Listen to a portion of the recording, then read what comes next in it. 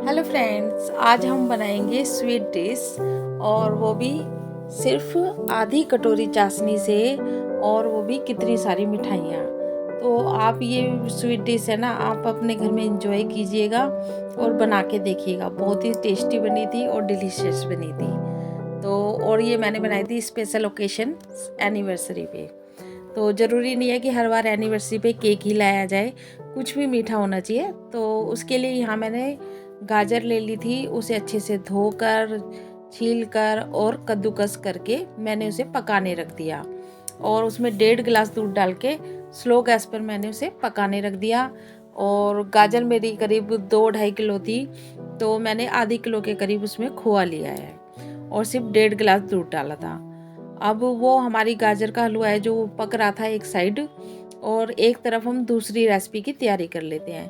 तो इसके लिए मैंने यहाँ पर 4 ब्रेड लिए हैं, और 4 ब्रेड सिर्फ इसलिए लिए हैं क्योंकि मेरे पास आधी कटोरी चाशनी पड़ी थी और उससे मुझे स्वीट डिश बनानी थी। तो इसके किनारे निकाल कर ब्रेड के और उनको 4 पीस में डिवाइड कर लीजिएगा। तो उससे होगा क्या कि ये आपकी मर्ज़ी है। जैसे जब कभी मेहमान वगैरह ज़्यादा आते हैं तो आप इस तरह से पीस वाइज मिठाई बनाकर रख सकते हैं। और आप देखिएगा, इससे 3 तरह की मिठाई बनेगी और एक चौथा गाजर का हलवा तो है ही। और इसके लिए मैंने ब्रेड काट के रख दिया, और ये काजू है।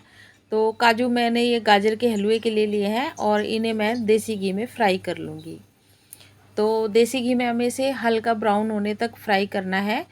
और ये ध्यान रहे कि एकदम तेज़ गैस पे, मतलब तेज़ घी हो ना, तब इसे फ्राई करने नहीं डालना है, वरना सारे काजू जल जाएंगे। अब सारे काजुओं को फ्राई करके मैंने निकाल कर अलग रख लिया है, क्योंकि इसे गाजर के हलवे में मैं बाद में डालूँगी। और आप गाजर के हलवे की रेसिपी मेरे चैनल पर जाकर देख सकते हैं। और इसके बाद ये ब्रेड के जो पीस है इन्हें मैं सेक लूँगी, आई मीन फ्राई कर लूँगी।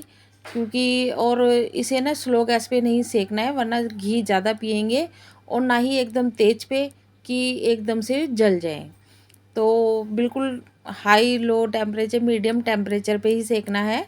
और एकदम स्लो पे सेकते हैं ना तो ज़्यादा वो घी पीते हैं। अब इन्हें सबको मैं सेकने के बाद चाशनी में डिप कर दूंगी।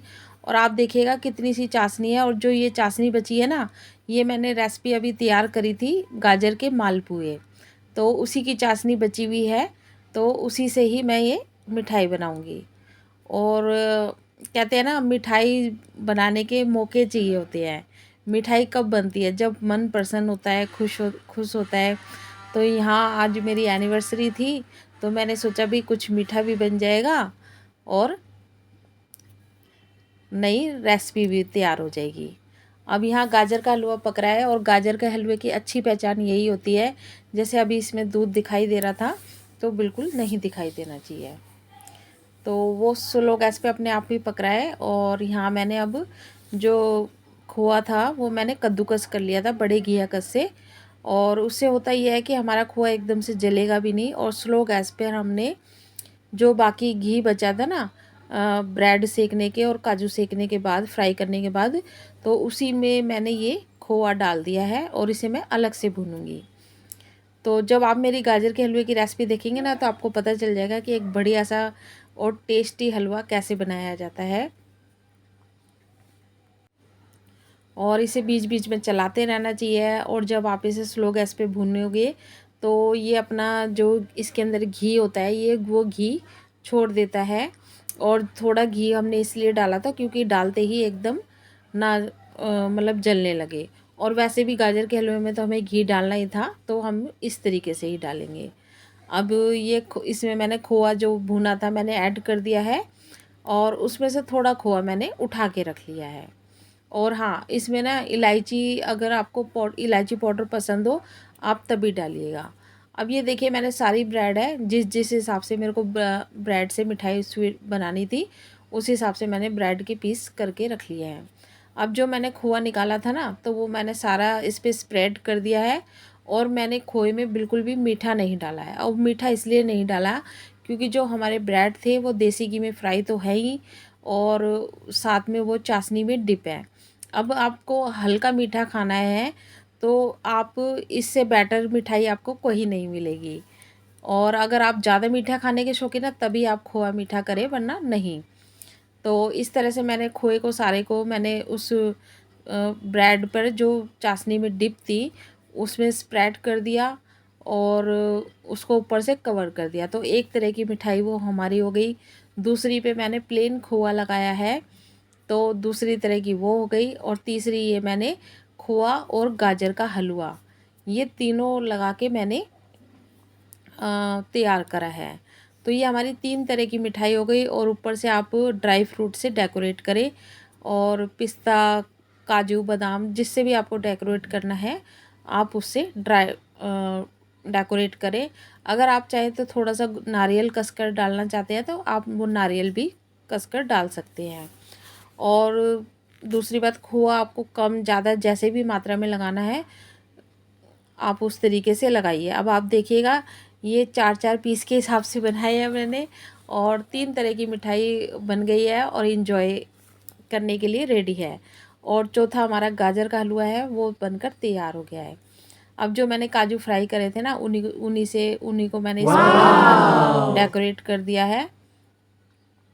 और आप इसमें से कोई भी तरह की मिठाई, किसी भी तरह की मिठाई कभी भी बना सकते हैं। और जब कभी भी चाशनी बच जाए ना, तो आई होप कि अब आप अपनी चाशनी है जो वेस्ट नहीं जाने देंगे, चाहे वो आधी कटोरी क्यों ना बनी हो। अब आप देख रहे हो कि सिर्फ आधी कटोरी मिठाई में ये इतने पीस बने हैं। तो और यही हम हलवाई की दुकान पे लेने चाहते हैं ना, तो हमें काफ़ी महंगे मिलते हैं। रही बात गाजर के हलवे की, वो तो मैंने ज़्यादा मात्रा में बनाया है, और ज़रूरी नहीं है सिर्फ 2 गाजर से भी फटाफट हलवा रेडी हो सकता है। और ये हमारा एनिवर्सरी का केक बन गया। और ज़रूरी नहीं है कि मार्केट से ही केक ख़रीद के लाएँ।